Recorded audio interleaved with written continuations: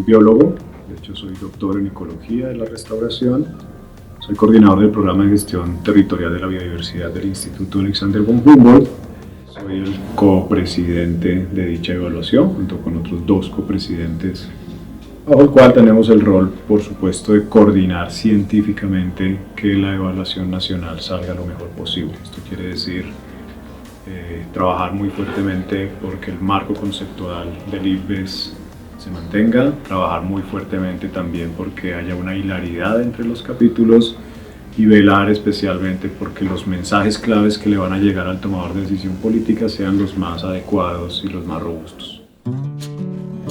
Desde pequeño yo he vivido en campo, soy de provincia, siempre he estado relacionado con la naturaleza y la he amado profundamente, pero en realidad el momento que detona un cambio, digamos, en mi cabeza alrededor de la curiosidad científica por la naturaleza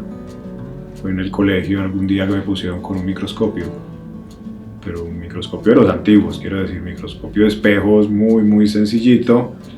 pero pude observar la naturaleza en micro, especialmente pude observar una hoja cualquiera del campo, en donde alcanzaban a verse las hojas tienen como unas antenitas diminutas que buscan el sol. Y lo que me ponía el profe en ese momento era dirigir la luz en un punto, luego a cambiarla,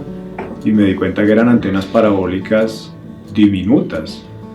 Y esa mirada micro me permitió a mí darme cuenta que la curiosidad por la naturaleza y por cómo funciona está al lado de uno todos los días en todo lo que hacemos. Desde allá me cambió completamente la perspectiva de la naturaleza y sobre todo el cómo funcionan las cosas. Ese yo creo que fue el primer momento y lo tengo en mi cabeza siempre. Cuando yo inicié a estudiar biología era una carrera un poco rara, digamos, para el paquete de profesionales que salían. Por supuesto hubo escándalo familiar de cómo va a estudiar una cosa que nadie entiende para qué era, en una época donde todos querían ser médicos, abogados, ingenieros. Ser biólogo era un poco raro, un poco hippie, pero la verdad te permitía ir un paso más allá, entender ese funcionamiento de las cosas. Luego fue que me vine a dar cuenta que la biología era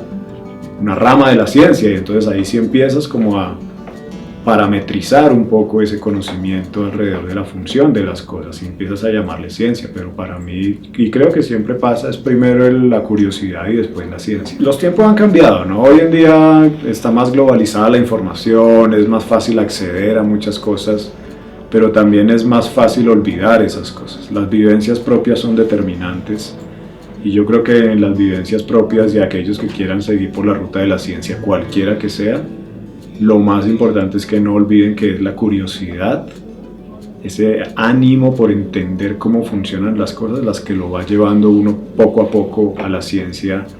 y al saber qué parte de la ciencia quiero trabajar, porque hay gente que quiere pensar desde los planetas hasta los genes, perfecto, y a uno en el colegio le dan 1000 cosas en clase. ¿Qué de esas 1000 cosas? Yo creo que eso hay que dejarlo fluir y poco a poco irás llegando a la ruta de la ciencia que quieres. Lo más clave es no renunciar a la curiosidad. Einstein mismo lo decía, yo creo que de manera un poquito humilde, decía que él no era inteligente, sino que era profundamente curioso. Y esa curiosidad pues hace que tú no te detengas y no estás pensando en si te va a ir bien o mal en una carrera o vas a ganar o no buen salario. Lo que hace es que sigas por esa ruta casi a ojo cerrado, porque estás fascinado desde tu curiosidad hacia eso que estás aprendiendo.